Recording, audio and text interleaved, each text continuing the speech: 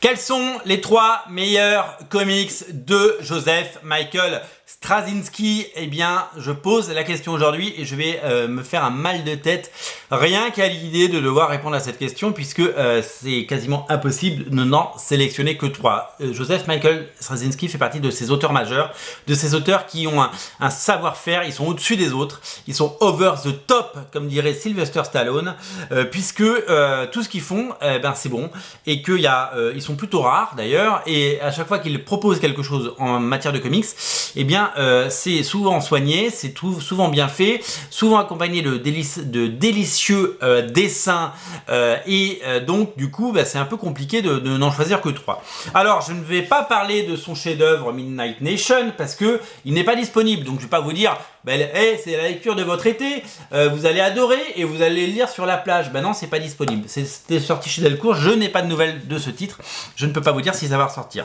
Ça, c'était absolument génial. J'ai décidé de faire l'impasse sur Superman Terre 1, qui est génialissime, mais qui ne rentre pas dans mon top 3 personnel. Et j'ai décidé également de faire l'impasse sur Résistance, que j'ai adoré, dont je vous ai déjà parlé dans la sélection de l'été du mois dernier, puisque j'ai adoré ce titre, mais malheureusement, il ne faut en retenir que 3. Du coup, là je viens de me rendre compte que j'en avais gardé 4, donc je vais devoir en éliminer un de plus. J'ai préparé mon émission parce que j'ai fait les piles, mais je me suis rendu compte que j'ai été gourmand. Alors, du coup, j'écarte Rising Star et pourtant j'adore. C'est disponible en intégrale. L'intégralité des épisodes de Straczynski est disponible. Mais pourquoi je l'écarte? Parce que j'ai décidé de sauver un autre titre qui est The 12. Alors, la particularité de Straczynski, c'est que 1, il aime les comics de super-héros, 2, il aime les valoriser, il aime les mettre en scène, il les respecte plus que tout, et il a envie de présenter ce genre comme non pas un sous-genre comme trop souvent, mais comme quelque chose de très sérieux. Et il a souvent surfé un petit peu sur les mêmes tendances. Dans Rising Star, il y a une boule de feu qui apparaît dans le ciel et il y a une centaine d'enfants qui naissent et qui développent des pouvoirs. Donc c'est la création d'un univers. Dans Résistance, il y a un virus qui donne des pouvoirs une fois que le jour où il s'en va, qui fait des millions de morts, et le jour où il s'en va, il donne des pouvoirs à tous ceux qui ont porté la maladie mais qui ne l'ont pas développée. Et au lieu de développer la maladie, il développe des pouvoirs. Donc il aime bien parler de ces héros et de la naissance de héros. Et dans The 12, qui est donc le premier des 3 titres à ne rater sous aucun prétexte, il continue à nous régaler, tout simplement, avec une saga qui varie entre tradition et modernité, j'ai envie de dire, et qui surtout va puiser dans l'univers Marvel. Vous savez, Marvel, c'est pas seulement les Avengers, les 4 Fantastiques, les X-Men et Spider-Man, il y a des milliers de personnages. Et il est allé chercher dans le patrimoine des comics 12 héros oubliés de l'âge d'or des comics, qui appartiennent à Marvel, et il va partir du principe qu'ils ont été cryogénisés il y a 60 ans et qu'ils reviennent au début des années 2000 dans un monde, forcément quand on sort des années 40 et qu'on découvre le monde tel qu'il est dans les années 2000, il y a un petit choc thermique quand même, et un monde qui ne veut pas d'eux, un monde qui ne les accepte pas, et eux non plus, avec leurs valeurs et avec leur côté un petit peu vieille Amérique, ne veulent pas de ce monde-là. C'est un comics qui parle d'acceptation, c'est un comics qui parle de la place des gens et la place que nous avons dans la société.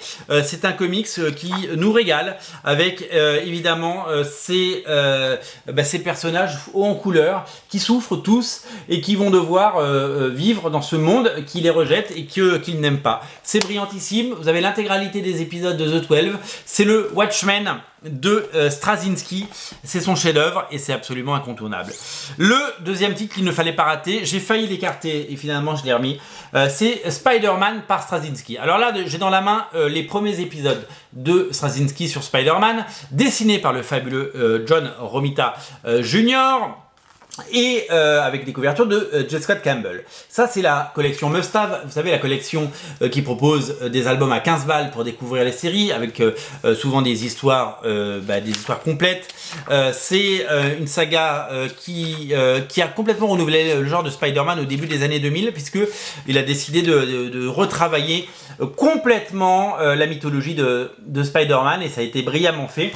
Et aujourd'hui, on a encore, beaucoup de plaisir à découvrir ce qu'il a écrit, Straczynski, parce qu'il a vraiment forgé l'épée, si vous voulez, avec ce titre. Alors, ça, c'est la collection Must-Have, mais dans le lien dans le descriptif de la vidéo, vous allez trouver les 5 tomes de la collection Icons. Si vous prenez les 5 tomes de la collection Icons, vous aurez quasiment l'intégralité du run de Straczynski, puisque des épisodes, il en a fait beaucoup. Il est resté longtemps sur la série et il a laissé une véritable œuvre.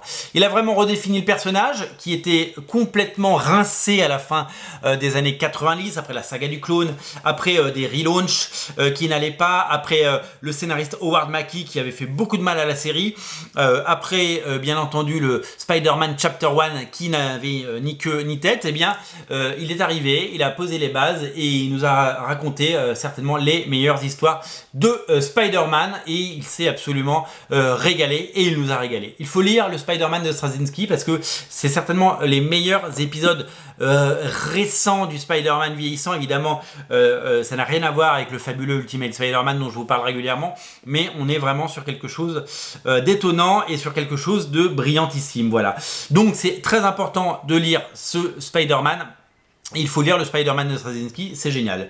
Le dernier titre de Straczynski, s'il fallait en garder que 3, donc on l'a dit, hein, The 12 Spider-Man, eh ben, c'est aussi du Marvel. Je trouve que c'est chez Marvel qu'il a fait les meilleures choses.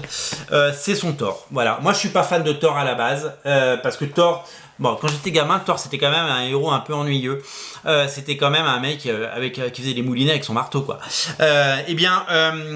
Thor, il était pas cool, Thor, quoi. Quand j'étais enfant, il était pas cool. Il est devenu cool avec le film. Moi, par exemple, mon fils qui a 10 ans, il adore Thor parce qu'il a vu les 3 films, il a vu les Avengers, il adore Thor, il les rigole. C'est un personnage qui vraiment, je pense, le fascine. Et c'est fou parce que moi, je suis plutôt attiré par les X-Men, mais lui, il connaît pas les X-Men parce que il n'y a pas eu de film X-Men depuis un bout de temps et que voilà, il n'a pas grandi avec les X-Men, il a grandi avec Thor. Eh bien, avant Thor 1, Straczynski avait, d'ailleurs Straczynski est scénariste du premier film Thor, il avait bossé là-dessus. Il a relancé Thor qui n'était plus édité aux États-Unis, rendez-vous compte, et il avait fait appel à un dessinateur absolument génialissime qui s'appelait Olivier Coipel. Je sais pas si vous avez entendu, il est français et il est doué. Ensemble, ils ont fait renaître Thor. Voilà, première page, on fait renaître Thor, on le fait revenir. Et Thor, il arrive sur Terre, il arrive dans une petite ville d'Oklahoma. C'est marrant, ça vous rappelle pas un petit peu le premier film de Thor, et il va faire renaître Asgard. Alors l'histoire diffère complètement, si vous voulez, à partir de là. Il fait renaître Asgard, donc Asgard n'est plus, Asgard qui avait été détruit n'est plus sur Terre, mais Asgard n'est plus sur Asgard, mais Asgard est sur Terre. Et donc évidemment il y a le shérif qui est pas content, il fait vous avez une autorisation de pouvoir garer votre ville ici, etc. etc. Il va devoir affronter Iron Man, parce que Iron Man avait créé un clone de Thor pendant Civil War, souvenez-vous. Et il va devoir affronter toutes sortes de monstres, et il va surtout devoir réveiller ses acolytes, les 3 guerriers par exemple, et puis tous les autres. Et il va devoir affronter de multiples, je cherche un dessin, voilà, notamment le Destructeur, le Destroyer que vous avez vu dans le premier film. Donc il y a un petit parallèle à faire entre le film Thor 1 et ça. Ça c'est brillantissime, c'est du Thor génial. En plus, si vous aimez Loki, Loki joue un rôle hyper important là-dedans. Vous allez découvrir le Loki qu'on aime. Loki, on en parle beaucoup parce que la série Disney Plus a cartonné, et donc vous allez découvrir des incarnations intéressantes de Loki, et vous allez être séduit parce que le principe de Lady Loki, Sylvie dans la série, eh bien ne date pas de 2021 et de la série, mais puis a été développé par Straczynski. Voilà, ça fait vraiment partie de ces excellents titres. Voilà, ça a été très compliqué de choisir 3 titres de Straczynski, mais je l'ai fait. Voilà, donc je vous conseille son Thor qui est génial, je vous conseille The 12 qui est un chef-d'œuvre, et je vous conseille son Spider-Man sous toutes ses coutures. Soit vous prenez juste le must-have pour avoir une petite bouchée en apéro, soit vous prenez carrément les Icons et vous allez vous régaler. Les Icons, c'est ces albums à 36 € que vous retrouverez dans le lien dans le descriptif de la vidéo. Voilà, c'est tout pour aujourd'hui, c'est tout pour Straczynski. On se retrouve demain pour parler d'un autre auteur. J'espère que ce feuilleton de l'été vous plaît. Moi, je prends beaucoup de plaisir à le faire. Salut!